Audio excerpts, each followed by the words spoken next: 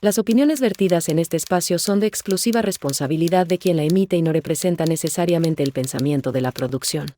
Lamentablemente son más familiares. La mamá es la que la lleva. Muy lamentable, es muy triste. Que la niña es incapaz de precisar circunstancias del lugar, modo y tiempo y de hacer una descripción detallada. Tomaba lápices, crayolas y figuraba introducirlas a la parte genital o lo que simboliza la parte genital de los muñecos.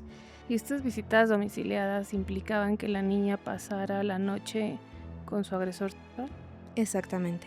Las mujeres mienten. Y es ahí donde empieza este abuso sexual. También había ideas, ya también. Ya externó, afortunadamente de manera verbal, después de 10 años, y se vuelve una violencia institucional. Estaban atentando contra la integridad emocional de la menor.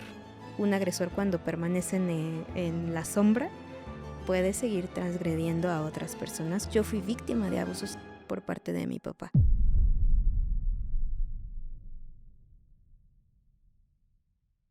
Bienvenidas y bienvenidos al Sistema Podcast, un espacio en donde a partir de historias reales exploramos el sistema de justicia. El día de hoy tengo como invitada a una psicóloga y terapeuta familiar que trabaja en el Hospital Juan N. Navarro, un hospital psiquiátrico infantil, único en su tipo en nuestro país, una referencia también a nivel internacional. Ahí se atienden casos sumamente graves y complejos y la invitamos para hablar del caso de una menor que empezó a ser agredida sexualmente por parte de su padre biológico cuando tenía solo 3 años. Muchas gracias, psicóloga Jocelyn Cruz, por estar aquí con nosotros. No, muchas gracias a ustedes por la invitación. Creo que va a ser un espacio interesante para platicar estos casos que son tan importantes. Sí, cómo se conecta el sistema de justicia con Ujú. esta parte de la psiquiatría en Exactamente. casos pediátricos. Ujú. Antes de entrar al caso de manera directa, cuéntanos un poquito muy breve, por qué este hospital es muy importante, Ujú. para el tema de salud mental. Okey, bueno, el Hospital Navarro realmente es uno de los únicos hospitales en Latinoamérica que atienden casos de psiquiatría infantil y de la adolescencia. Por eso, llega mucha gente, ¿no?, de distintas partes de la república y atendemos casos muy severos, se llaman casos de tercer nivel, que son casos ya con trastornos psiquiátricos que afectan la funcionalidad de la persona, desde TDA, ¿no? Moderado grave, autismo, desde autismo moderado severo, esquizofrenia, psicosis, patología dual, que tiene que ver con esta parte del diagnóstico psiquiátrico y adicciones. Y obviamente también está el área de abuso sexual, ¿no? Que actualmente se llama AGESIA, que se nombró así porque es Clínica de Género y Sexualidad Infantil y de la Adolescencia. Y la verdad es que es uno de las áreas con mayor porcentaje en el hospital, tanto esa como el área conductual.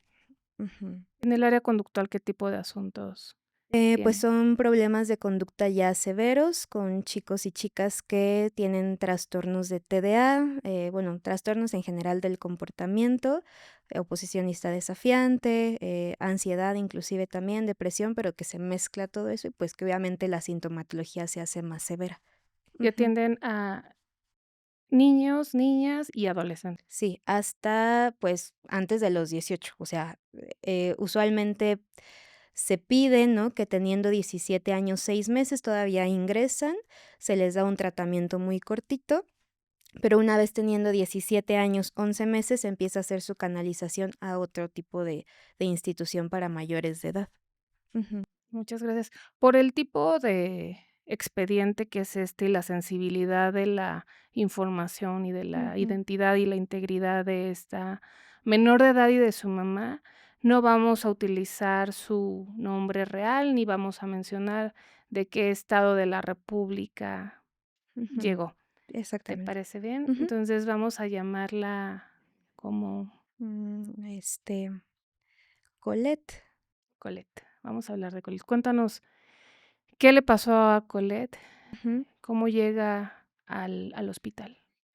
Okey, bueno, Colette llega al hospital como a finales del 2023.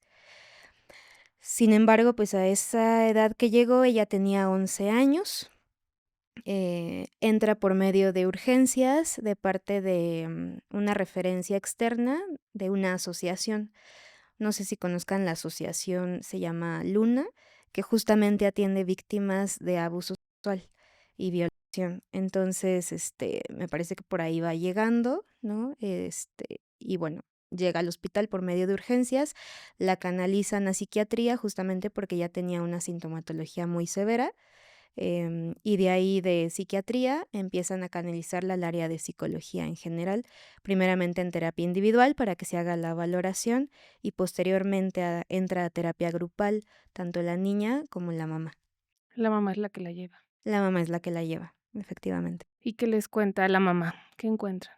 Pues la mamá llega bastante frustrada, con un sentimiento de impotencia enorme, justamente porque este caso, como bien lo decías en un inicio, inicia desde los 3 años de edad de la menor y cuando llega tiene 11 años, ¿no? Entonces, son varios años que la mamá ha estado pasando por múltiples procesos legales, psicológicos, ¿no? Periciales de todo tipo y que cuando llega al hospital pues está completamente desgastada por todos esos procesos.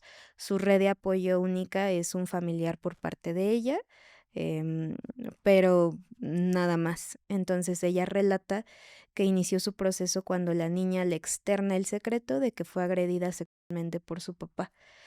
Este secreto sale porque, pues, la mamá estaba jugando con ella, ¿no? Y empezaba a ver que tenía conductas sexuales inapropiadas. Me refiero a que empezaba a querer besar en la boca, ¿no? A los adultos, quería acariciar las partes íntimas, inclusive con sus muñecas tomaba lápices, crayolas y figuraba introducirlas a la parte genital o lo que simboliza la parte genital de los muñecos. Entonces, es así como la mamá le empieza a saltar esta sintomatología y la lleva primero con una psicóloga privada, siendo que con ella no relató absolutamente nada a la menor. eh, entonces la refiere a otro lado, le dice, pues yo no puedo atenderla porque pues no dice nada a la menor, ¿no? Primeramente ahí fue como el impacto a la mamá. Dejó pasarlo por pareciera ser una mala praxis, ¿no? De parte de esta terapeuta privada. Y ya después la mamá relata que fue a fiscalía a meter la denuncia verbal, ¿no? Como para tener este antecedente de los hechos. Le preguntan si procede o no, o sea, si quiere meter como toda la demanda. Ella dice que sí. Después citan, me parece ser que a la menor, y la menor no relata nada más que no sé, no estoy segura, porque en ese entonces todavía tenía 3 años de edad. Entonces, por falta de pruebas verbales, es por eso que no procede el caso. Así es como empieza la mamá a contarnos su historia, obviamente devastada y muy frustrada por la situación. Ujú, ¿Sabes algo del contexto familiar? O sea, es el papá biológico, pero vivía con ellos, ujú, con ellas, no ujú. vivía con ellas. Sí, vivía con ellas inicialmente. De hecho, bueno, dentro de la familia ya había una violencia intrafamiliar severa, sin embargo, por la normalización que hay, no se daban cuenta de lo que estaban viviendo. Este, hasta que ellos tienen problemas ya en cuestión violencia física y es cuando ahí deciden separarse. En ese momento, cuando deciden separarse, cuando la mamá va a trabajar, el padre biológico se queda cuidando a la niña en casa de los abuelos paternos. Y es ahí donde empieza este abuso sexual. Ujú. ¿Y saben por cuánto tiempo se prolonga el abuso? Sí, bueno, afortunadamente no fue mucho tiempo porque la mamá actuó rápido. Bueno, ella le calcula que aproximadamente desde la separación hasta que se reveló el secreto fue a lo mucho 1 mes. Sin embargo, pues obviamente ya el impacto es bastante profundo en la menor. Claro, Ujú, incluso si hubiera sucedido una sola vez, es ujú. ya un daño importante. Claro, y justamente lo comentó así porque, la mamá nos relataba eso, ¿no? Decía: "Bueno, es que no fue por tanto tiempo". Y ya le decíamos: "¿Cuánto tiempo?". Y decía: "Pues más o menos un mes, un poquito menos". Decíamos: "Okey, bueno, o sea, entre comillas, no sería tanto tiempo, ¿no? A comparación tal vez de otros casos que tenemos", pero obviamente, como bien dices tú, una ocasión que haya pasado, inclusive sin tocamiento, porque hay abusos sexual sin tocamiento, pues genera un impacto a largo plazo también. Ujú. ¿Y por qué pasa tanto tiempo entre que inicia, bueno, entre que la mamá tiene conocimiento y llega con ustedes? Justamente por, bueno, la mamá nos relata que por el sistema de justicia, ¿Por qué no le creían? porque no le creían y porque no tenían pruebas suficientes con la menor. Sin embargo, el primer paso que hace la mamá es ir a la fiscalía, meter la demanda, citan después a la menor para dar su versión, sin embargo, como no lo dijo, no procede. Posteriormente, la mamá mete una queja, directamente a la fiscalía, porque cómo es posible, ¿no? Que una niña de 3 años tiene que relatar con lujo de detalle todo lo que está pasando por parte de su papá, ¿no? Toda esa violencia sexual que vivió. Entonces, la mamá es cuando mete la queja, eh, y es cuando la ingresan a CTA, se llama. Empieza con un peritaje psicológico. Aún así, en peritaje psicológico y físico, me parece que también le hicieron, sí salían pruebas físicas de que había lesiones en, pues, en sus partes íntimas. Sin embargo, querían la declaración verbal por parte de la niña. Entonces, eso fue alargando el proceso. En este tiempo, la mamá obviamente prohibió ver, bueno, le prohibió ver al papá a la niña. Este, y el papá, pues, por esta situación decía que la niña mentía, ¿no? Que muchos casos lamentablemente tienen este discurso, que no le creas a la niña, eso no es cierto, eso no está bien, nada más inventa cosas. Afortunadamente la mamá le creyó, pero el papá obviamente estaba bastante molesto porque el secreto ya había sido expuesto, ¿no? La niña, a pesar de la corta edad que tenía, ya había hablado de la situación. Entonces, el papá estaba molesto y es cuando mete una demanda en contra de la mamá, no sé bien los términos, pero por violentar los derechos de él, de no dejar ver a su propia hija. Sí, violencia familiar, Mm, quizás. ujú, ujú, Sí. La mamá lo denuncia por los tocamientos y por las expresiones ujú, que ve de la niña, ujú, por estos juegos. Y en la fiscalía se levanta la denuncia, pero no avanza porque la niña es incapaz de precisar circunstancias del lugar, modo y tiempo, y de hacer una descripción detallada de cómo sufrió esta violencia a los 3 años de edad, y ujú, entonces el asunto se queda ahí. O sea, sí hay una canalización ujú, hacia estas áreas de psicología, ujú, pero no avanza la denuncia penal. Y en ujú. el inter, la mamá se defiende de la contraacusación del papá, diciendo mm, que la niña miente porque le quiere causar daño. Exactamente. O sea, el papá tiene este discurso, ¿no? Sin embargo, afortunadamente la mamá, a pesar de la situación emocional que ella estaba viviendo, tuvo este valor de seguir y proceder con la demanda, ¿no? Posteriormente de esto, como no había estas pruebas, pues digamos que el caso lo congelan un rato. La mamá empezó a buscar ayuda de otro abogado para ver si la podía asesorar en torno a esto.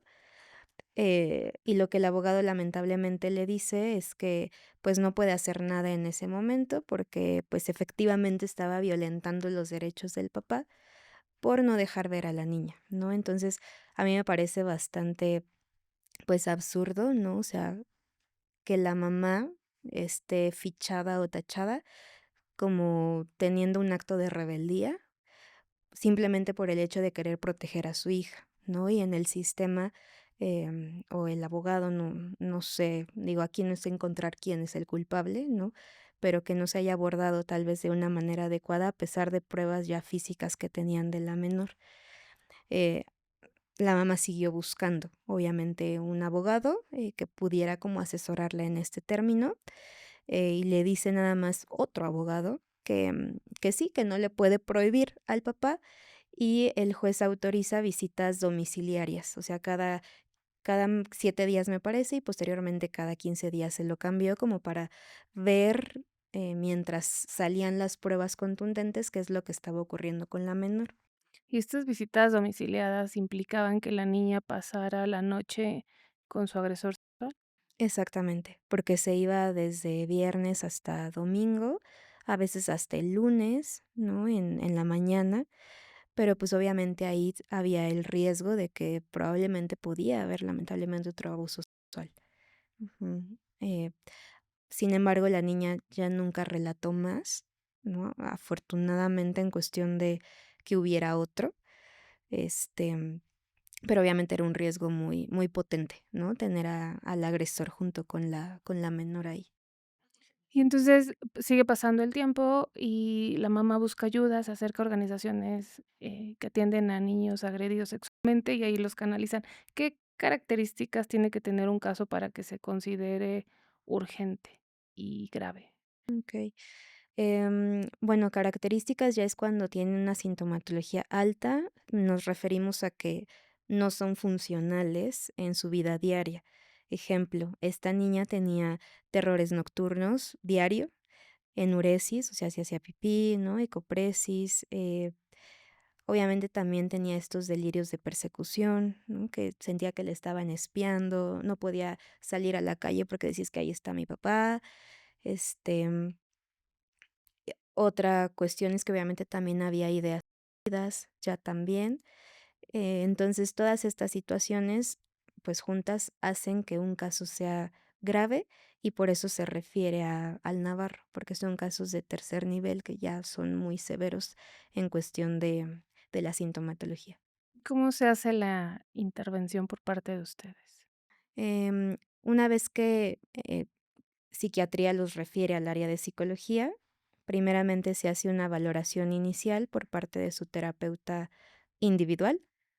Se entrevista a la mamá, posteriormente se entrevista a la niña y afortunadamente ahí la niña en la primera entrevista relata lo sucedido, eh, a detalle de todo lo que ocurrió en cuestión de su papá. Posteriormente, se empiezan a elegir, quiénes son candidatos a grupo, víctimas de abuso sexual, y se quedan en grupo con su terapeuta individual, y las mamás o los papás que vienen a acompañar a esos menores pasan a otra área que es de terapia familiar. Entonces, ellos son los que están a la par, en tratamiento con los niños, y prácticamente el programa es que se ven los mismos temas que ven los niños, los vemos con los familiares o con los tutores para que puedan ir ellos llevando como a cabo este proceso. Si los niños llegan a ver derechos humanos, nosotros vemos derechos humanos, obviamente enfocado a la población que corresponde. em, y sobre todo es como si fuera, una mamá me decía, es como una escuelita para papás, más o menos, pero obviamente también se les da contención a los menores y a los padres. Ujú. ¿Qué es lo que ustedes ven en una niña como Colette o como cualquier niña que, en este caso ya tiene 11 años cuando llega con ustedes, pero que fue agredida a los 3 años de edad? ¿Cómo pueden hacer esta detección del daño y cómo pueden ayudar a sanarla? Okey. Pues se detecta por medio de la entrevista clínica, ¿no? O sea, la entrevista clínica es que incluye varios factores, tanto individuales, sociales, familiares, escolares y sobre todo la cuestión de las conductas, ¿no? A partir de ahí, de la terapia de juego, de la escritura, de todo esto, pues obviamente empezamos a detectar cuál es la sintomatología de la menor. Hay diferentes terapias, pero la que más se enfoca ahorita es la TCC, la terapia cognitivo-conductual, para ir como más estructurada, más centrada como al objetivo. Y por medio de esas entrevistas es cuando detectamos que hay un tipo de abuso sexual, entre otras escalas que se pueden aplicar, ya sea de depresión, de ansiedad, trastorno de estrés postraumático, y que obviamente son secuelas que quedan después de un abuso. ¿Qué tan frecuente te toca atender a niñas o niños abusados por sus propios padres? Uy. Pues es muy lamentable, es muy triste porque, O sea, al día podemos estar atendiendo un grupo de o 2 grupos de 8 menores al día, más 4 en sesión individual, ¿no? Y eso es de una psicóloga. Mm, y digo, los hacemos reducidos justamente para poder tener una atención un poco más individual por parte de ellos, pero yo creo que al mes, a lo mejor un aproximado, sí, a veces podríamos tener entre 93 pacientes por psicólogo. Entonces, sí son casos bastante Frecuente. frecuentes y sobre todo por familiares.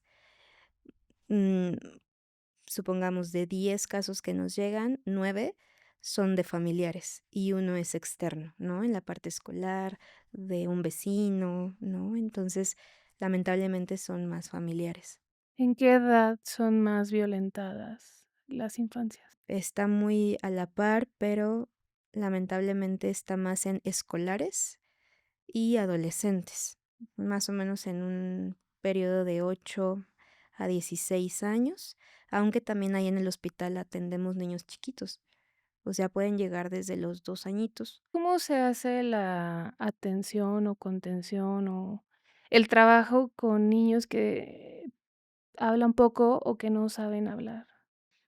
Por medio de la terapia de juego, dibujos, videos, ahorita se está implementando un programa que, eh, bueno, que son videos muy interactivos, ¿no? Desde serpientes y escaleras, pero enfocado al abuso, ¿no? O sea, como preguntas si es mito, verdad, o con gráficos, ¿no? Con dibujos, que es cuál es tu parte íntima, ¿no? Secretos positivos, secretos negativos, expresión de sentimientos, dependiendo la edad que ellos presenten, es el material que se les brinda. Entonces, usualmente es muy visual, ¿no? Tanto con los niños chiquitos, con los niños escolares. También llegamos a tener, juguetes, sexuados, ¿no? O sea, que ya el propio muñeco tiene, los genitales, ¿no? Y se les enseña cuáles son las partes del cuerpo. Muchas veces muchos papás tienen como estas dudas de, oiga, pero eso no expone más al menor a que tenga como más información de la sexualidad, del cuerpo y todo. Pues ese es el objetivo, o sea, que el menor tenga la información necesaria para distinguir cuáles son sus partes privadas, cuáles son los secretos positivos, los negativos, ¿no? Que sí a lo mejor te pueden tocar con una palmadita en el hombro y que no, ¿no? Qué parte del cuerpo no te pueden tocar. Y es cuando los papás empiezan a tener un grado de conciencia un poco mayor, porque muchas veces estos temas son secretos familiares y van pasando de generación en generación, ¿no? Y lamentablemente se normaliza y ya no logran visualizar qué es un abuso y que a lo mejor es una caricia positiva, ¿no? Como nosotros la llamaríamos. Y si no se visibiliza y si no se nombra, no se trabaja tampoco, Exactamente. ¿no? Es que creo que sigue habiendo mucho miedo a nombrar, las cosas como por su nombre, Ujú, y pensando que si no se nombra no existe y ujú, desaparece y el recuerdo se va a, pues, a difuminar. ujú. ¿Quiénes están más en riesgo, los niños o las niñas, o es igual? Es igual, es igual. Sin embargo, el porcentaje dentro del hospital, em, bueno, actualmente son niñas.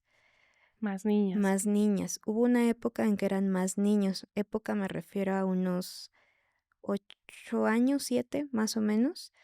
Este, pero en porcentaje de agresión sexual, son varones. Obviamente también hay mujeres que agreden, ¿no? Sexualmente, pero ahorita en el hospital esa es aproximadamente la estadística. ¿Hay diferencias, sustantivas o importantes que comentar entre los agresores hombres y las mujeres?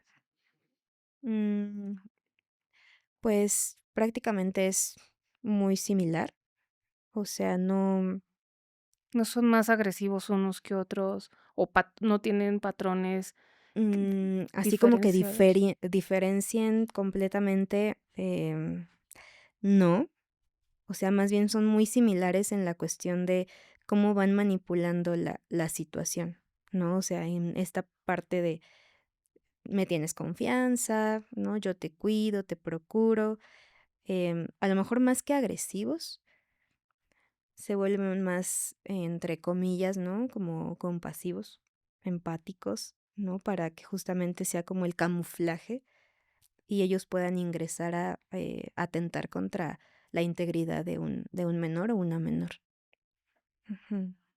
Y sobre las agresoras infantiles sexuales, ¿qué nos puedes decir? Mm, pues casi no se habla y usualmente el vocabulario se generaliza a los varones, ¿no? El agresor. Ujú. Y no, lamentablemente también son las agresoras, ¿no? Eh, en cuestiones ahí del hospital, inclusive muchas veces en los grupos de las mamás no visualizan que pueda llegar a haber mujeres que sí agreden hasta que a ellas les pasa, ¿no? Entonces, usualmente también son muy, tienen características muy pasivas, ¿no? En cuestión de te cuido y justamente ese es el objetivo, ¿no? O sea, que no se den cuenta que yo soy la agresora. O estoy mucho tiempo contigo, o te trato de ayudar con muchas cosas, y realmente lo que ayuda a que se detone la sintomatología, em, bueno, a que se abra más bien el secreto, es el síntoma, ¿no? El síntoma es lo que hace que empecemos a visualizar qué es lo que está pasando contigo, porque entre 10 personas que hay ahí, pareciera ser que todas te cuidan porque son familiares. Entre 10 personas que están ahí son mujeres, ¿no? Y no hay ningún hombre probablemente en esa familia. Entonces, el síntoma es como la llave secreta para poder abrir toda la sintomatología de, o los casos, ¿no? De los menores. Y el tratamiento, regresando a Colette, ¿cómo fue? ¿Cómo es el tratamiento? ¿Necesitan tener una denuncia presentada para poder recibir la atención o no? No, no se les obliga, eh, se les hace la orientación para que ellos puedan tener la información y que ellos decidan qué hacer y qué no. Y en el caso de Colette, el tratamiento, ¿cuándo se puede considerar que un caso es exitoso? ¿Se puede hablar de éxito? ¿O cuál es el término adecuado para hablar de una intervención psiquiátrica? Sí se puede hablar de un caso de éxito. em, el caso de éxito lo podríamos llamar cuando la sintomatología baja, no necesariamente se elimina, porque una vez que hay un trastorno psiquiátrico, no es como que se cure. O sea, ahí está, o puede estar en remisión, que es como que se apaga, ¿no? Por un tiempo, por así decirlo, y puede volver a salir en el futuro. Pero un caso de éxito es cuando la sintomatología disminuye. em, Y empezamos a ver, en el caso, por ejemplo, de Colette, ¿no? Que empieza a poner límites, que inclusive se enfrenta al sistema de justicia cuando la mandan llamar, ¿no? Inclusive en algún momento estábamos muy, muy orgullosos de ella, todo el equipo, porque justamente decía, es que yo le dije a la psicóloga, dentro de la fiscalía, que ella no tenía el derecho a obligarme a ver a mi papá, ¿no? Si yo no quería, porque era también violentar mi derecho. O sea, el derecho de mi papá a lo mejor se respetará, pero el mío no se está respetando. Entonces, esta clase de comentarios por parte de una menor en ese entonces tenía 11 12, ¿no? Ahorita ya tiene 13 aproximadamente. Este, son lo que nos empieza a ayudar a visualizar que el caso va teniendo éxito o hay mejoría dentro del caso y que el pronóstico puede ser favorable por esta cuestión de intervención, de discurso que tiene la menor. Ujú. ¿Y en qué está su asunto penal, lo saben? ¿O cómo funcionan? ¿Son auxiliares ustedes del sistema de justicia? ¿Trabajan de manera independiente? Si no hay denuncia, ya nos dijiste, Ujú. las animan a que denuncien, pero cuando sí hay denuncia, ¿cómo intervienen ustedes? ¿Sus peritajes o sus informes forman parte de ese expediente? Sí, sí, afortunadamente sí forman parte, ya sea el juzgado manda una orden directamente a dirección del hospital para que puedan, pues, dar una copia o un resumen del expediente. Entonces, desde copia del expediente completo, para que obviamente los abogados defensores puedan realmente ahí, ¿no? Recabar las pruebas o informes psicológicos, que es nosotros hacemos un reporte de lo que va presentando el paciente, el caso, en cuestión de mejoría, qué ha comentado, también se pueden meter sus archivos que han hecho dentro de las sesiones. Entonces, sí formamos parte de, sin embargo, estamos dispuestos hasta que el juzgado, digamos que nos llame, ¿no? No Entonces, en la podemos etapa de ir, fiscalía no intervienen. no intervenimos. Ahí la fiscalía trabaja con sus propias psicólogas, Ujú, y hacen, pues, sus propios, intervenciones iniciales. ujú, ¿Y efectivamente. ustedes no trabajan con ellas? Con esa ¿No hay convenios de colaboración entre el hospital y las fiscalías? No, no, lamentablemente no, que creo que podría ser un punto, pues, a considerarse, ¿no? Porque estamos trabajando en conjunto por un bienestar, ¿no? Claro, porque esta parte inicial de la atención inicial puede también determinar en buena medida qué tan largo o corto es el proceso de agresión o Ujú, de revictimización, cuando los obligan a seguir conviviendo con su agresor, o cuando no les creen, o ujú, cuando los asuntos no avanzan porque no son incapaces las niñas y los niños de precisar cosas que para el Ministerio Público son importantes, ujú, ¿no? Creo que sigue habiendo también como mucha desinformación por parte del personal de las fiscalías y de juzgados. Quizá menos, no lo sé, tú dinos en tu experiencia qué has visto, pero hay muchos malos entendidos sobre qué significa el interés superior de la infancia, ¿no? Todavía hay quienes entienden como, mm, te anulo, o sea, me sustituyo en ti, te defiendo, ujú. y la defensa la hago conforme a lo que yo creo, ¿no? Pero no te pregunto. Efectivamente, sí, es triste, ¿no? Es muy frustrante llegar a ver estos casos así, pero justamente nuestro deber es no preguntar como, ¿y por qué pasó esto? ¿No? Todo el tiempo, porque justamente entramos en este tema de revictimización, sino es, bueno, ¿en qué puedo ayudarte? ¿No? ¿En qué soy útil ahorita para poder tener un caso de éxito justamente y que tu sintomatología pueda bajar?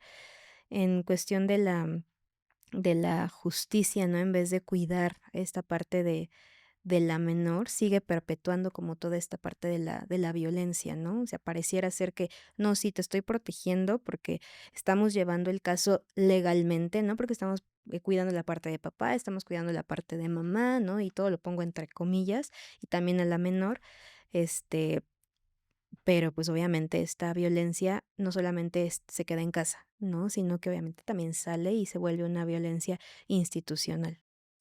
Sí, hay casos que me gustaría pensar que no son poquitos, que no son aislados, en donde sí las fiscalías ya tienen instalaciones y personal especializado que sabe cómo atender y trabajar con este tipo de víctimas, ¿no? Pero hay muchos lugares en donde todavía seguimos escuchando cosas tristísimas, como es que el personal que le pregunta a las niñas y a los niños qué fue lo que les pasó no es especializado, no están acompañados de psicólogas, las propias instalaciones muchas veces ni siquiera generan estos ambientes donde se puedan sentir cómodas hablando, el género de quien entrevista también es importante y eso no se tiene en cuenta.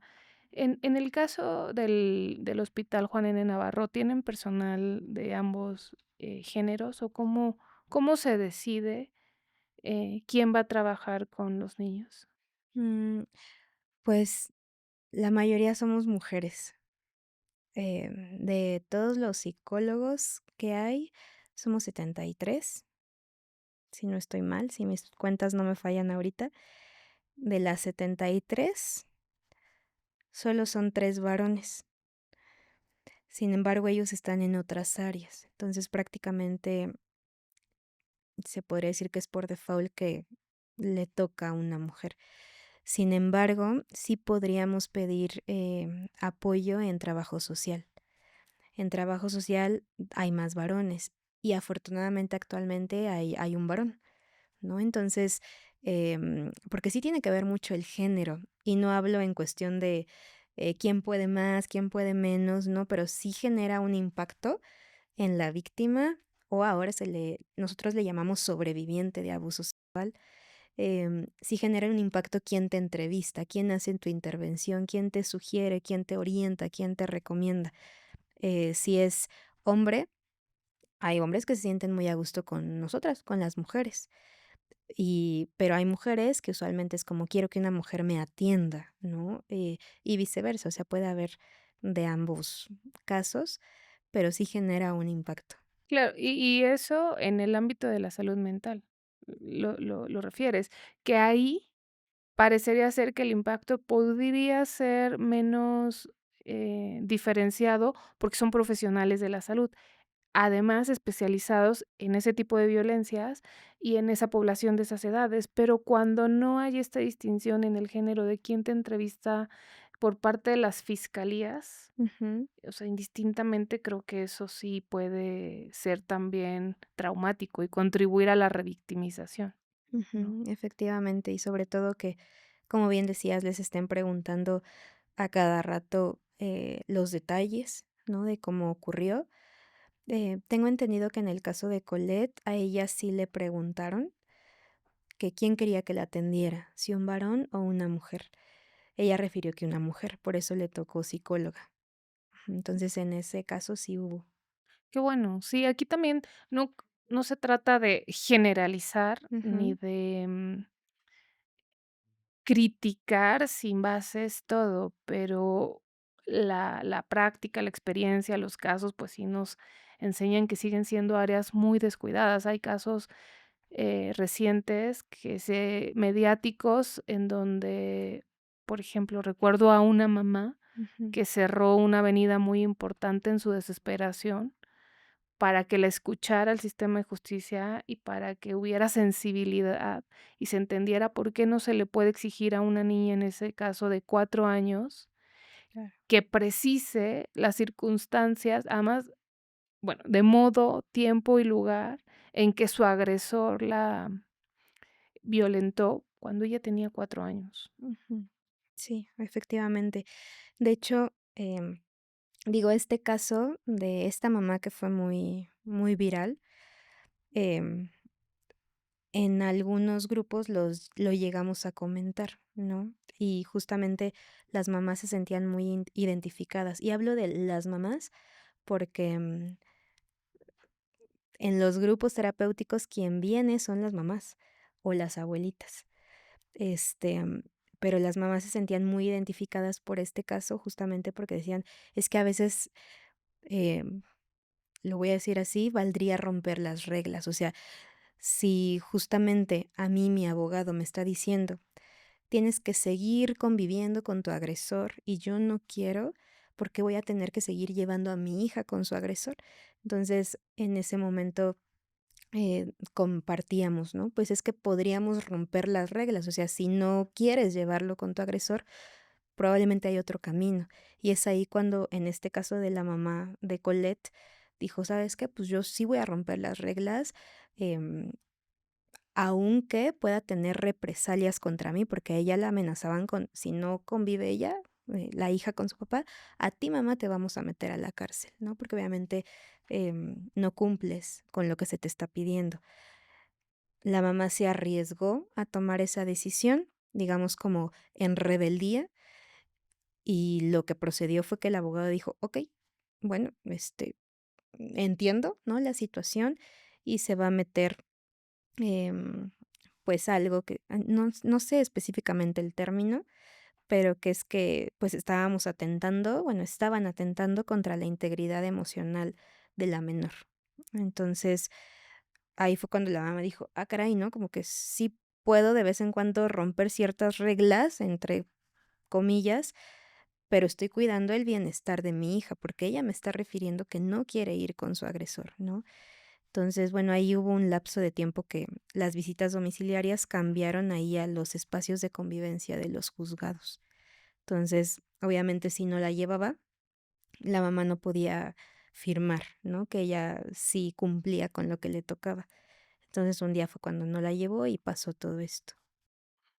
Sí, frente al derecho de los padres a tener convivencia con sus hijas y sus hijos, está ahora cada vez más claro el derecho de las y los niños a no convivir con sus padres, especialmente cuando hay señalamientos de violencia y de agresiones. Pero todavía creo que es un terreno poco explorado y entonces se sigue sustituyendo los adultos en los niños y decidiendo qué es lo mejor. Hay precedentes interesantes de la Suprema Corte de Justicia ya que empiezan a desdoblar más estos derechos y a expandir los alcances que tiene el interés superior de las infancias y decir, no, no, no, no es que tú tomes la mejor decisión de acuerdo con tu criterio. Ahora, tampoco significa que todo lo que pida una infancia se le tiene que conceder, pero sí se tiene que tomar en cuenta.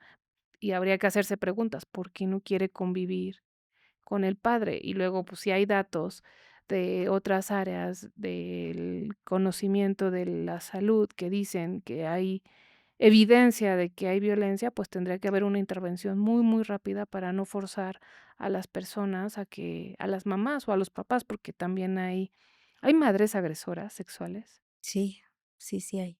Sí hay madres,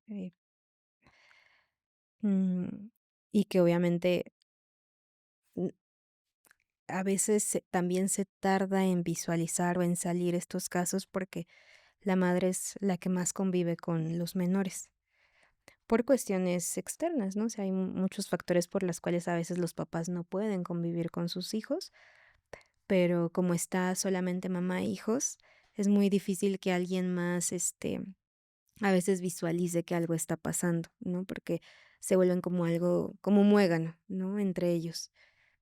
Que lo Entonces, visualice y que tenga la posibilidad de pedir ayuda también. exactamente, a menos que en algún momento, usualmente los casos salen así, cuando los menores ya se sienten también rebasados, le externan esto a veces a algún compañero, ¿no? De la escuela, a su profesor, a su profesora, o inclusive dentro del hospital, ¿no? O sea, no necesariamente al hospital llegan casos que ya se ha abierto el secreto, sino que pueden llegar múltiples casos de todo tipo y dentro de las terapias puede salir ahí, ¿no? También entonces ahí es cuando uno tiene que actuar, como bien decías tú, ¿no? De manera más inmediata para que esto no siga repercutiendo.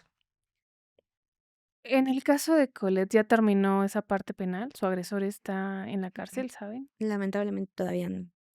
O sea, el sistema, eh, pues ha visualizado, ha visto, ¿no? Desde otra perspectiva durante más de 10 años, em, por otros objetivos, ¿no? No sabría cómo llamarlo, pero actualmente el caso todavía sigue, no ha habido una sentencia hacia el agresor, porque lleva muy poquito que la menor también externó esta parte de no quiero seguir conviviendo y que entró como Elemento a un considerar. elemento a considerar, ¿no? De, okey, como por qué no quisieras seguirlo visualizando o viendo, ¿no? Pero ahorita todavía no hay sentencia, pero la mamá, pues, sigue en este proceso. Sí, algo que también se ha aplaudido mucho en este caso es el valor que ha tenido la mamá de a veces enfrentarse ella solita, ¿no? Como en esta parte de decirle al abogado, pues no la voy a traer, ¿no? Porque mi hija me está pidiendo que no. Y la niña, ¿no? También no quiero estar con mi papá por esto, esto y esto. Ahorita ya, ay, perdón. Ahorita ya Colette habló, o sea, ya externó, afortunadamente de manera verbal, después de 10 años, ¿no? Bueno, 9 años que empezó a externar esto y realmente se le aplaude mucho porque no importa el tiempo que se lleven, sin embargo, es que ellos puedan sacar, ¿no? Como este trauma que les generó un agresor. Y aunque no lo digan a lujo de detalle, porque si no es volver a estar revictimizando, pero sí que digan claramente, yo fui víctima de abusos por parte de mi papá. Y teniendo muy clara la situación y sabiendo ellos qué es un abuso sexual, qué es lo que conlleva, quién fue tu agresor, con eso, se les va reforzando a los niños, ¿no? Decir, muy bien, ¿no? Tú puedes, o sea, sí hay mucho grado de motivación también a ellos y sobre todo en su grupo terapéutico, entre más niños pues van, ¿no? Como sobrellevando esta situación y van saliendo. Por eso justamente se les llama sobrevivientes, ¿no? Después de una catástrofe, después de tantos ¿no? Situaciones que han vivido no solamente por el hecho del abuso sexual, sino el sistema, cuestiones familiares, ¿no? Que se separa la familia, unos están en contra del agresor, otros no. Múltiples situaciones. Se les aplaude a los niños y a la mamá en este caso, ¿no? Que ha llevado a cabo toda esta situación, pues entre ellas dos.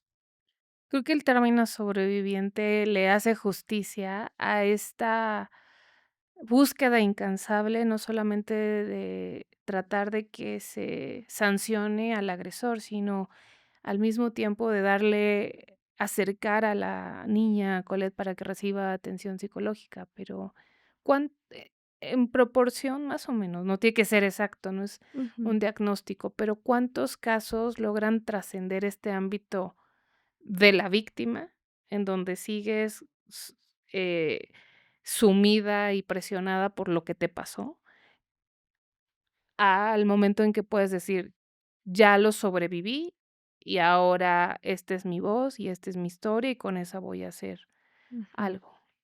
Pues aproximadamente los chicos y chicas sí se llevan como un año en todo ese proceso psicológico, porque el programa está estructurado de esa forma, ¿no? O sea, primeramente se les da como la orientación de derechos, maltrato, secretos, sentimientos, el cuidado del cuerpo, todo esto. En medio del programa, bueno, yo lo puedo visualizar así, como que en medio del programa hay una parte que se llama la revelación, que justamente es como ya te di, ¿no? Como toda esta parte de la orientación, ya identificas, ya eres más consciente de que sí, que no, puedes ahorita empezar a relatar tu historia. Ajá. Obviamente en un espacio seguro y con un objetivo, ¿no? Porque justamente revictimizar sería sin un objetivo real, ¿no? Entonces es la revelación, el manejo del enojo, el cómo estoy, ¿no? Se hace también inclusive una carta de su agresión y hacia el agresor. Entonces, como para que empiecen ellos a hacer catarsis, ¿no? De toda la situación posterior a una preparación.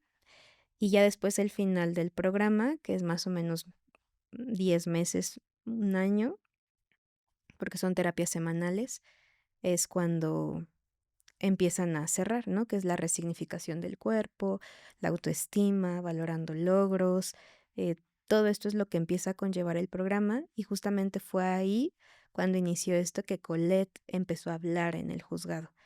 Y ella en algún momento le pidió a su mamá, mamá, ya estoy lista y sí, llévame, ¿no? Llévame para que yo pueda hablarlo porque decía ella, ningún otro niño o niña puede ser víctima de mi agresor.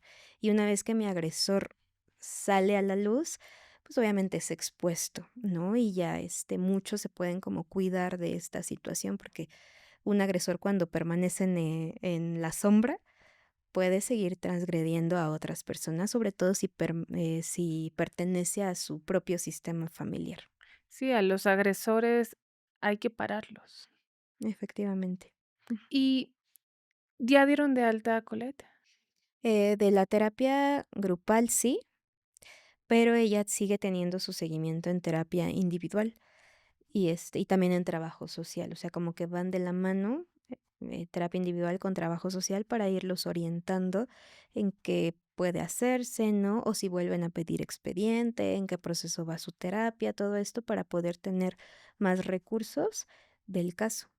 Todas las personas que sufren, bueno, en este caso niñas, niños, adolescentes que sufren una agresión sexual, ¿tienen la capacidad, desde el punto de vista médico, de resignificar sus historias?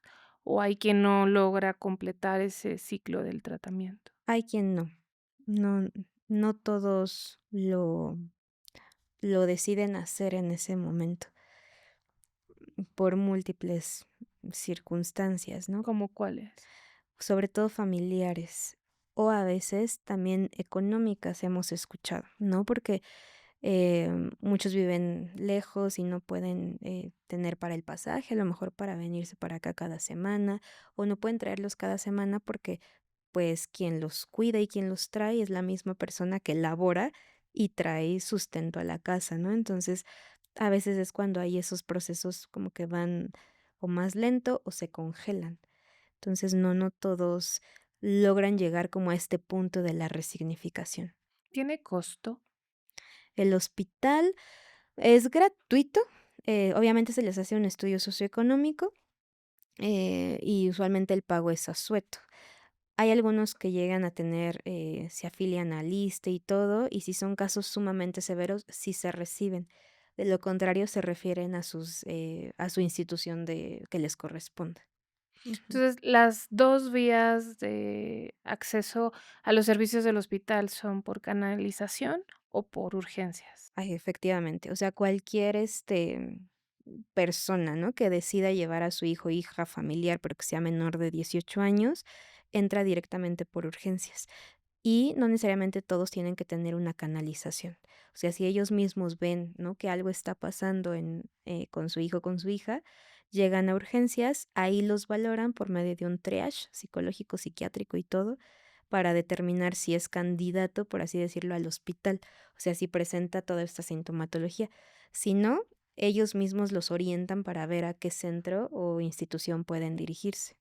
Me quedé con una duda relacionada, no sé si tengas la respuesta relacionada, y si no la tienes, a lo mejor alguien que nos esté escuchando nos puede ayudar a construir esta parte que creo que es necesaria también. Y es que decías, no es necesario que si sufriera una agresión es un delito, siempre. Una agresión en contra de una niña, niño o adolescente de tipo sexual o alguna violencia extrema es un delito. Y nos decías que no necesitan para que ustedes intervengan que haya una denuncia, una carpeta, una averiguación, Ujú, ¿no? Una carpeta de investigación. Pero, ¿cómo se maneja en términos de protocolo institucional? Si ustedes tienen noticia de un hecho delictivo, y entiendo que le dan asesoría, pero hay una premisa que dice que todas las personas que tenemos conocimiento de la comisión de un hecho, estamos obligados a dar parte. Los delitos sexuales, que son de los que estamos hablando, están considerados dentro de los delitos más espantosos que se pueden cometer en contra de alguien. ¿Cómo se maneja esta este derecho de las personas a no sé si decir lo voy a decir coloquialmente, ujú, pero a lo mejor no está bien dicho. Este derecho de las personas que sufrieron una agresión de no denunciar, con el hecho de que por el tipo de agresión y la población en contra de quien se cometió, que son menores de edad, hay que denunciar. ujú, ujú. Sí.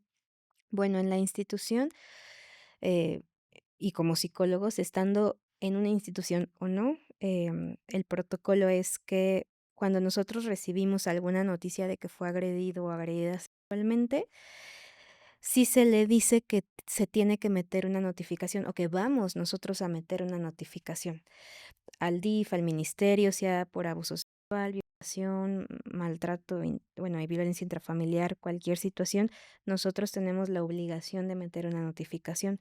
Eso siempre se hace, justamente por protocolo y por no, pues por ética, ¿no? Profesional. Posteriormente a que se les dice, porque sí se les tiene que decir, ¿no? No meterlo bajo la manga. Se les dice, muchos usuarios, pacientes, familiares, a veces se espantan porque dicen, ¿cómo una notificación? Si yo vine aquí, pues obviamente a externar cómo me sentía Sí, y no quiero la esperaba. parte médica, pero no la parte legal. Exactamente. Obviamente se les orienta que una notificación no es igual a un proceso de demanda, ¿no? Que ya van a llamarlos al juzgado y todo esto, no. Pero es nuestra obligación dar aviso a que algo está pasando con este menor. Entonces se mete por medio de trabajo social. Uno como psicólogo solamente hace se le llama nota de intercurrencia, eh, y se llena un formato que va dirigido al Ministerio Público y ya. Ellos son los que se encargan de dar como algún seguimiento y aparte se les orienta que, pues, se puede ellos como proceder, ¿no? Con la demanda. Sí, esta parte me parece que es importante para poder dar información más amplia, porque es lo mismo cuando llegan por una las niñas, los niños, a un hospital a recibir atención por violencia física. Ujú. Si las características de la violencia sugieren que esta pudo no es propia de un accidente, y que pudo ser ocasionada por alguno de los progenitores o de quienes tienen a su cuidado a estos niños, hay que dar inmediatamente aviso al Ministerio Público para que se averigüe, a lo mejor, hay una explicación, pero a lo mejor hay una violencia. ¿Y qué tan frecuente es estos casos en donde alguien, diga: "Aquí está mi hija o mi hijo, quiero que reciba atención psicológica", pero cuando le dicen por transparencia y protocolo se va a dar aviso a las autoridades, sobre todo cuando son estos casos, me imagino, en donde es evidente el delito, no quieran quedarse ahí porque no solo por protección al agresor, sino por miedo también al agresor. Sí, claro. Sí, porque obviamente cuando hay violencia de cualquier tipo hay amenaza de por medio, ¿no? O algo puede haber. Em, yo no sabría la cifra exacta, pero ¿Pero sí, se dan casos? pero sí se dan casos que, pues sí, por temor y probablemente podría atreverme a decir por falta de conocimiento, ¿no? En cuestión de realmente qué conlleva, ¿no? Una notificación, es cuando deciden ellos no llevarlo ya más a las citas. Lo que sí se puede hacer en esos casos que ya no regresan, nos auxiliamos un poco de trabajo social. Rastrean, ¿no? O sea, rastrean no me refiero a que los acosan, ¿no? Porque ese es un término Pero completamente diferente. indagan, ¿qué pasó? ¿Por qué ella no vino? Exactamente, o sea, ¿qué pasó? ¿Hay alguna situación en que podemos como ayudarlo? Eh, y a veces por esta vía pueden regresar. Hay unos que lamentablemente pues ya se pierden, ¿no? Entre comillas, pero tal vez ¿qué será? Como un 40% de esos casos que se pierden, posteriormente regresan. Puede ser después de unos meses o después de unos años. ¿Qué tan real o probable es que una niña o un niño mienta sobre un presunto abuso de tipo sexual? No es probable que mientan desde esa situación, porque, em, digo, nuestro deber siempre va a ser, siendo familiar o profesionista, creerles de primera mano, ¿no? Porque justamente está abriendo algo que puede ser bastante delicado. Ya no nos compete, ¿no? A lo mejor lo que si llega a ser una mentira, okey, pues se trabajará de dónde vino esta mentira, por qué, de dónde lo viste, Pues se puede identificar. pero se puede identificar. Inclusive puedo decir que, em, hay niños, ¿no? Dentro del hospital que por a veces falta de este lenguaje, no tienen como el concepto exacto, ¿no? Y te dicen: "Bueno, no me tocó a mí, yo vi". Entonces, como que los vamos ayudando a encaminar realmente cómo fue esa agresión. No es que mientan y que no haya pasado, sino que a lo mejor fue diferente en torno a cómo ellos nos los están comentando, pero eso no se juzga, ¿no? Simplemente es que bueno que ya lo abriste y a nosotros como profesionistas nos toca indagar cómo ayudarte a que tú lo expreses, ujú, porque muchas veces podría decirse, no, pues a ti te toca, ¿no? O sea, porque tú eres el que viene a pedir ayuda y a ti te corresponde hablar de la situación y no necesariamente, no más bien uno como profesionista tiene que tener esas habilidades para poder saber cómo abordar ese caso y cómo intervenir.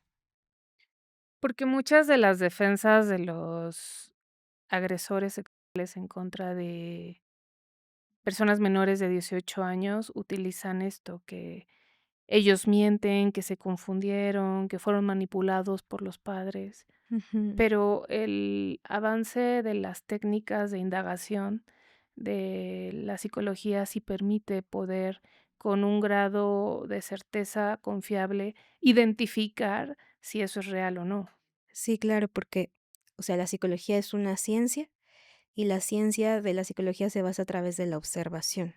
O sea, primero observas, ¿no? Ves qué está pasando y analizas qué es lo que te van relatando, las acciones, ¿no? La sintomatología y todo eso. Entonces, sí se puede llegar a, pues, al final, ¿no? De realmente lo que ocurrió. En este caso de Colette, el papá sí decía cuando la niña abre el secreto y la mamá le prohíbe ver al papá, el papá sí decía, no, pues es que está mintiendo, eso no es cierto, estás confundida, eh, pero pues obviamente es para empezar a manipular, ¿no? Cierto grado de la situación y a amenazar, porque a Colette específicamente le dijo, si tú sigues diciendo esas, dijo muchas groserías, ¿no? Yo ya no te voy a dar ni dinero, no te voy a comprar juguetes y si yo puedo, ya no te voy a llevar a la escuela, o sea, como mucha cuestión de amenaza, ¿no? Entonces, obviamente eso hace que los niños se cierren y posteriormente si alguien les pregunta, puede que ahí ya sea como, no, no es cierto, ¿no? Pero no necesariamente porque ellos mintieron, sino porque hay amenazas o manipulaciones dentro del caso. Entonces, cuando llegan probablemente a fiscalía, ya tienen este antecedente por parte del agresor, ¿no? Que hubo una manipulación. Hago énfasis en esta parte porque hace poquito hubo un caso que yo no sé qué tan difundido fue en México, pero yo lo vi en Argentina. Una joven menor de edad es puesta ante un micrófono en tribuna en el Congreso de argentino y ella sale a decir que mintió. La noticia que recogen los medios de comunicación y los movimientos antifeministas es: "Las mujeres mienten". Esta niña mintió que su papá la abusó sexualmente y el papá obtuvo una condena de 17 años, me parece, y lleva 3 años recluidos. Y finalmente, esa era como la presentación por parte de los congresistas que le dieron este espacio, ¿no? Y decían: "Y finalmente la niña está aquí reconociendo que dijo una mentira y perjudicó a su papá". Mucha gente se quedó con esa noticia, y lo utilizó para impulsar una ley contra las denuncias falsas, ¿no? Por agresiones sexuales. Y yo después, leyendo como con más profundidad este caso, encontré como el otro lado, el del expediente judicial y el de las personas que acompañaron este caso y decían que lo que había era mucha presión de parte de la mamá de la joven, porque la culpaba de, pues, que ella se había quedado sin su esposo y sin su proveedor económico y los otros hijos sin su padre, y la presionaban. De hecho, desde las primeras y eso está en un expediente judicial, desde las primeras declaraciones de ella refiere que el papá la abusa, ella se lo cuenta a un familiar, creo que era la abuela, y hay mucha información para confirmar que ella estaba diciendo la verdad, pero cobró mucha fuerza esta idea de las niñas y los niños también mienten y pueden acusar a sus padres y no les importa, y gracias a estos movimientos como el Me Too, muchas niñas quieren tener un micrófono. ¿Qué Ujú. qué dirías desde el punto de vista de la psicología y del trabajo que ustedes realizan de manera científica y profesional? Por eso te preguntaba, ¿qué tan probable es Que que lo exista. hagan y detectarlo? Okey. Sí, digo, obviamente, bueno, cuando los casos se vuelven como muy mediáticos, ¿no? Jalan público con ciertas frases que digamos que a veces como por el morbo, ¿no? Pues, de tachar, ¿no? Probablemente a la víctima, que no es cierto, defender situaciones que no van, pero sí, de parte de la psicología sí se puede llegar a detectar por medio de todo esto un abuso. Digo, obviamente puede. ¿no? También, o sea, no generalizo, pero sí podría llegar a haber algún caso que, em, por ciertas razones, a lo mejor, salen como estos discursos, ¿no? De que fui abusada sexualmente. Pero es muy difícil, ¿no? Que lleguen a mentir de esta magnitud, los niños sobre todo, ¿no? O sea, niños, niñas, adolescentes, eh, porque, pues, obviamente la sintomatología de enuresis, ¿no? O sea, terrores nocturnos, o sea, son como muy frecuentes en estos casos. Em, entonces, es muy difícil que lleguen a hacerlo, pero podría haber por ahí uno. Sin embargo, también creo que depende mucho de la manipulación por parte de la familia, ¿no? De puedes decir esto por algún conflicto familiar interno que ellos lleguen a tener y no necesariamente haya pasado, ¿no? De esa manera. Por el tipo de especialización y por el nivel de casos que ustedes atienden, me imagino que es poco probable que llegue alguien solamente con el señalamiento, ¿no? Porque para que pueda ser una población aspirante a recibir atención requiere lo que decías, la sintomatología. Pero, ¿qué le podemos decir a las personas que sospechan que sus hijos o hijas están siendo abusadas de alguna manera, ya sea por algún integrante de la familia o del entorno? ¿Cómo ayudarlas a que identifiquen que sí están probablemente viviendo eso y a dónde tienen que acudir? Okey, pues, yo les diría a quienes nos estén escuchando que si en algún momento tienen esa duda o han visto algo, sé que puede que dé miedo, ¿no? Abrir como esa caja de Pandora, porque nuestra intuición a veces también es muy, muy acertada, ¿no? Entonces, lo primero siempre es creerles a los menores, pero si ellos no lo dicen y uno sospecha, creo que valdría la pena como llevarlo a una valoración, ya sea, este, primero a alguna clínica cercana como a su domicilio, algún terapeuta privado en dado caso, para que les pueda como indagar esa parte. O muchas veces también se les puede preguntar a ellos directamente por medio de, oye, ¿alguien ha tocado en algún momento alguna parte de tu cuerpo? ¿No? O conoces cuáles son tus partes privadas, porque muchas veces no lo conocen algunos, ¿no?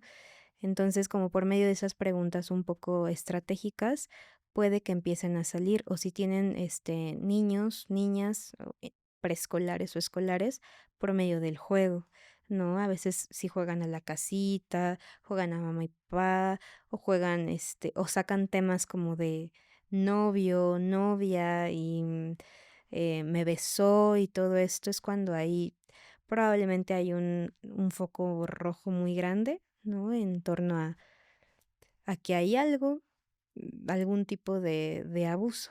Y bien decía, no necesariamente tienen que ser un abuso sexual con tocamiento, o sea que, ya sea que haya penetración, ¿no?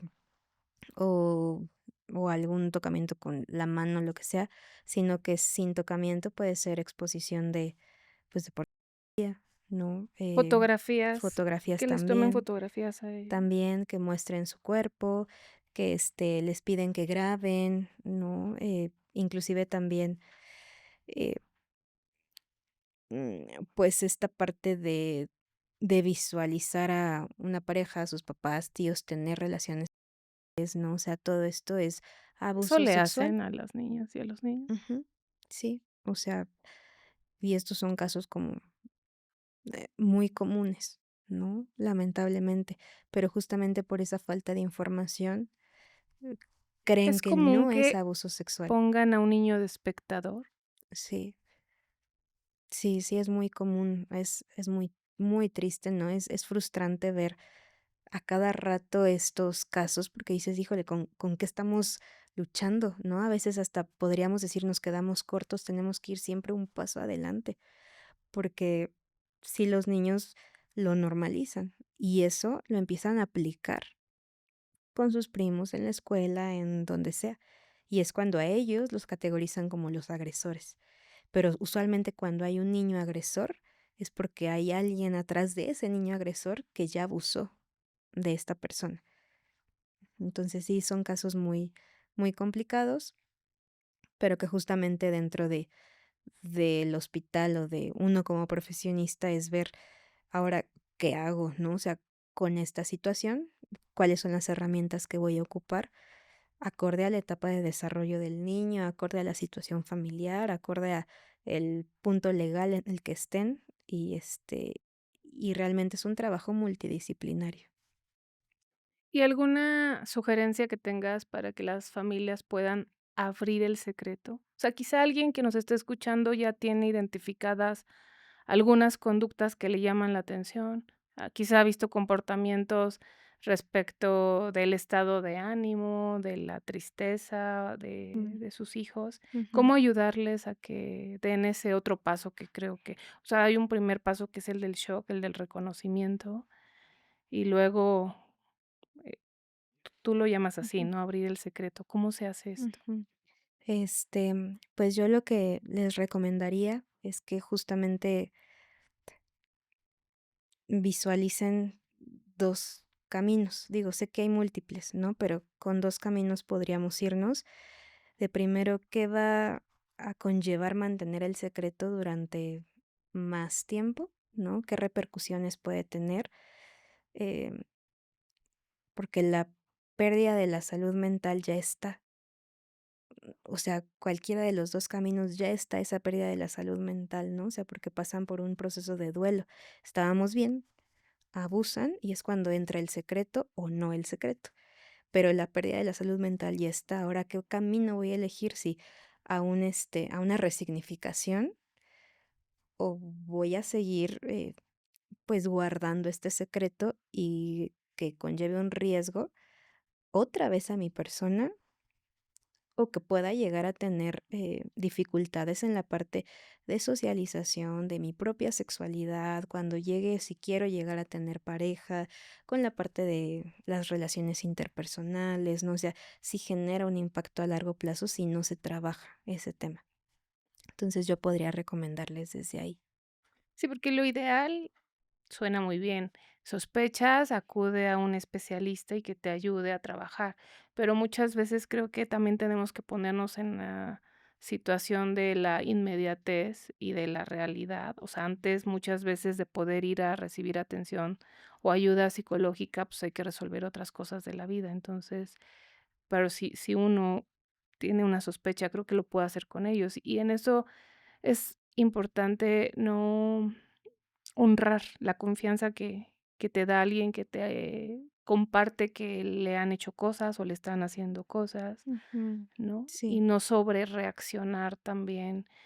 Creo que ahí nos toca hacer un trabajo de mucha contención de las emociones propias para poder generar ese entorno de confianza. E incluso se puede ser un buen inicio, ¿no? Ujú, Abrazar a alguien y hacerle sentir que es su lugar seguro cuando ya recibió agresiones, además de alguien que tenía el deber de cuidarlo. ujú. Efectivamente, sí, lo más recomendable es que justamente siempre haya como un okey, o sea, te agradezco, ¿no?, por contarme esta situación. Inclusive, ¿no?, muchos papás dicen: "Es que obviamente es impactante cuando te cuentan esto o cuando ni siquiera te lo cuentan, tú te enteras", ¿no? Pero es primero, oye, pues gracias si te lo contaron, ¿no?, por esta confianza que me tuviste. Se vale que ellos también se den como su tiempo para procesarlo, o sea, no necesariamente una vez que sepas de un abuso sexual, corres, ¿no?, a fiscalía, MPA. No, porque es un proceso interno que es, híjole, el impacto es lo primero. Procesar qué es lo que acaba de pasar, obviamente por cuánto tiempo pasó, por qué no me di cuenta. O sea, este sentimiento de culpa en los familiares también es tremendo, ¿no? Es muy fuerte.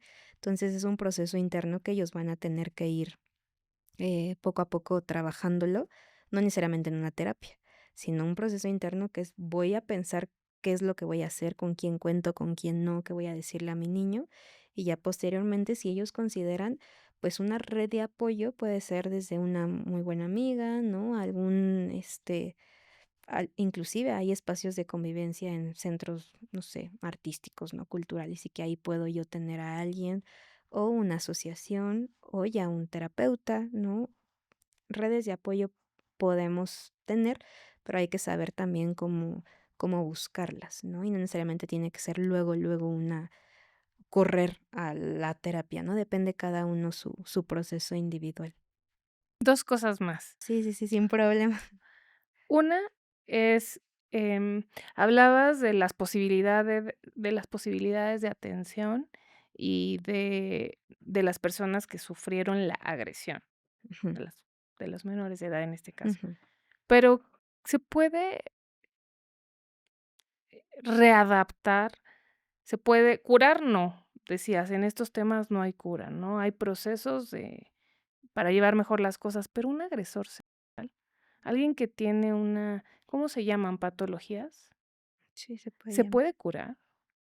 ¿O se puede atender o tienen que vivir con eso? Se puede atender, digo, en el hospital también hay un programa que es para agresores sexuales, o sea, menores. Adultos, obviamente no, porque no es un hospital para Para adultos, adultos, ujú. pero sí se puede trabajar, o sea, sí se puede tratar. No es como que haya una cura absoluta, ¿no? Pero dependiendo también el grado de patología que pueda tener la persona, si hay algún diagnóstico, si hay algún, inclusive, ¿no? Un consumo de sustancias, dependiendo el entorno, puede que ese caso no tenga éxito por los factores que hay fuera, ¿no? Es que eso me preocupa mucho, porque en el caso de los delitos sexuales, no están exentos de esta finalidad del sistema penitenciario, que es la reinserción social.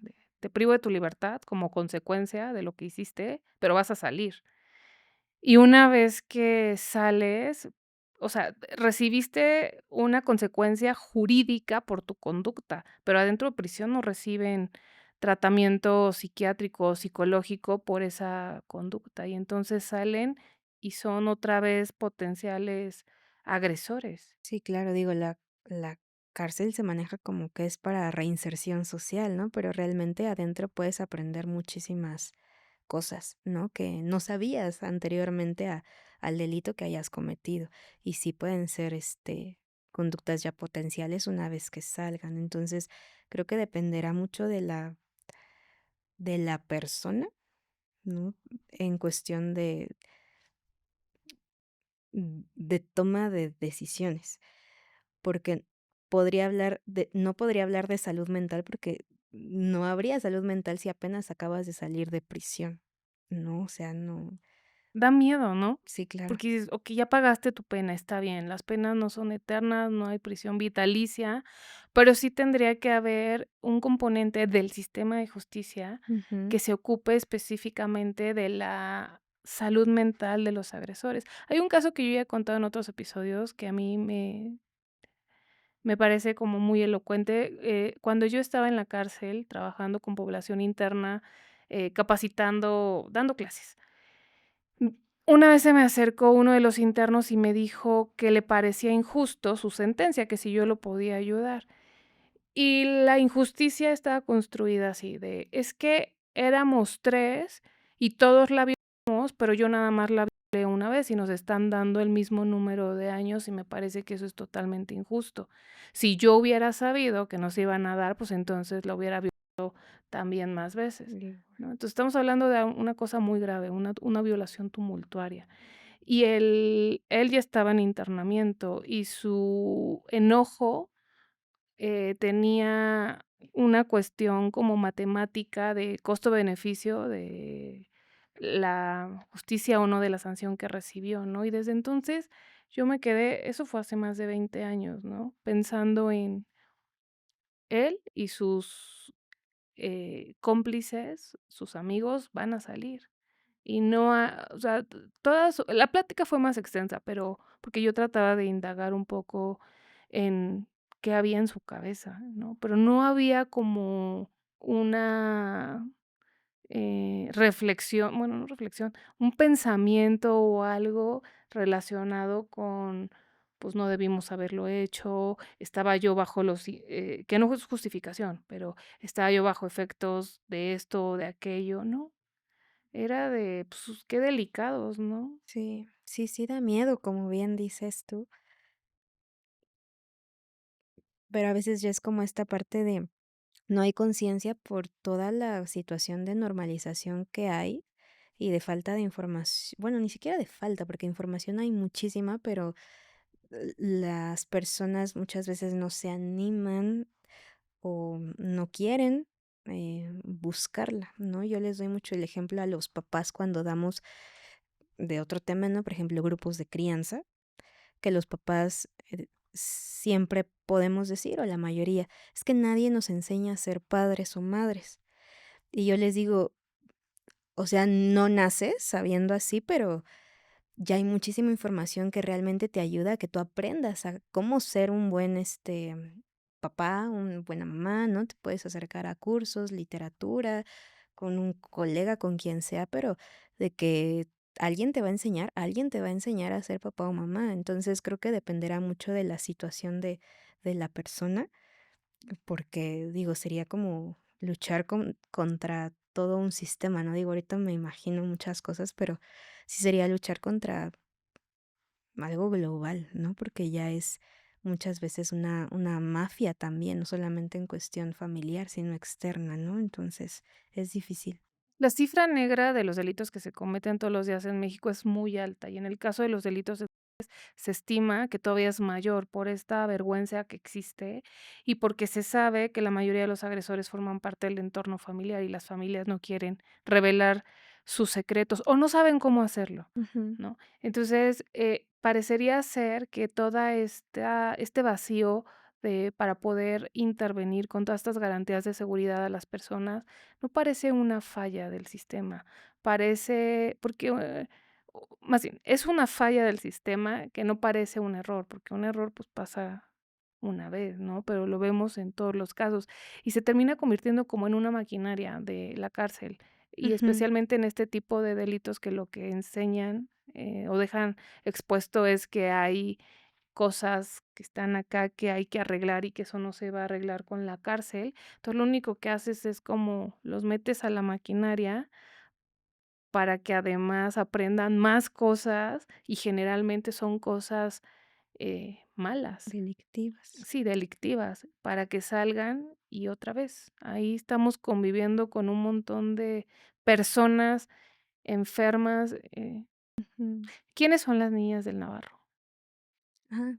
Las niñas del Navarro, bueno, así se les llama porque son, bueno, fueron pacientes niñas en ese entonces, hace muchos años, que, por problemas psiquiátricos fueron internadas ahí en el Navarro. Eh, Sin embargo, bueno, lamentablemente sus familiares o quienes estaban a su cargo las abandonaron ahí mismo, entonces ya nadie regresó por ellas. En ese entonces, pues como había un internamiento un poco más prolongado, pues ahí las fueron como cuidando. Entonces se volvieron ya parte del hospital, por así llamarlo, y ellas ya presentaban diagnósticos ya, pues sí, severos, ¿no? O sea, no fuertes y ahí las tienen, obviamente les dan, es como si fuera una familia, ¿no? Interna dentro del hospital. Los enfermeros son los que se encargan de todo su cuidado, Ya son médicos, señoras. ya son señoras, porque eso tiene casi casi desde que se formó el hospital. Que es 1966. 66. Ujú. Entonces, ya tiene muchos años, es una historia muy muy amplia, ¿no? Desde cómo se forma toda esta parte de la Castañeda, muchos colegas actualmente tuvieron como, no sé si tuvieron contacto directo o tuvieron familiares que pertenecieron como a toda esta área, ¿no? De la Castañeda y obviamente los inicios del hospital y que actualmente tienen, pues ya muchísimos años de experiencia, son muy admirados por muchas personas ahorita del hospital y que tienen un gran conocimiento, ¿no? Nada más que a veces pareciera como que se olvida, ¿no? Pero esas son las niñas del Navarro. ¿Algo más que quieras agregar?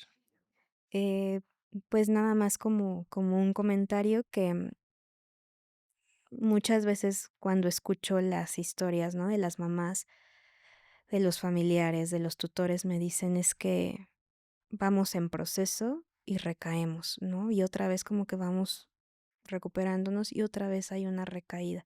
y siempre se les externa que cada recaída conlleva un aprendizaje, ¿no? Sea de cualquier situación de psicológica, legal, familiar, lo que sea, justamente porque en la primera recaída tal vez no tenías el conocimiento adecuado en ese momento para saber qué hacer. Ahorita si hay una segunda, probablemente ya sabes que te tienes que dirigir a la fiscalía, al MP, al hospital, a urgencias, ¿no? Y así. Entonces, que ellos puedan ver su proceso, que puede ser largo, sí es difícil, pero es necesario. Entonces, y que obviamente tanto nosotros en el hospital, ¿no? Y pues, bueno, me atrevería que en otras instituciones, asociaciones, pues estamos dispuestos a ayudarlos o a saber cómo dirigir el caso. Muchas gracias. Yo quiero cerrar con una frase tuya. Ok, adelante. Cuando el sistema judicial exige a una niña o a un niño convivir con su agresor o su agresora por falta de pruebas, no está protegiendo a la justicia, está perpetuando la violencia. Muchas gracias, psicóloga Jocelyn Cruz, por haber aceptado venir a este espacio y compartir esta experiencia. Ojalá les sea de utilidad a alguien. Idealmente quisiéramos que no, que nadie necesitara saber qué hacer o cómo detectar a un niño o una niña que está siendo abusado, pero es parte de la realidad y es mejor estar informados y saber qué hacer. Muchas gracias a quienes nos acompañaron hasta este momento del episodio.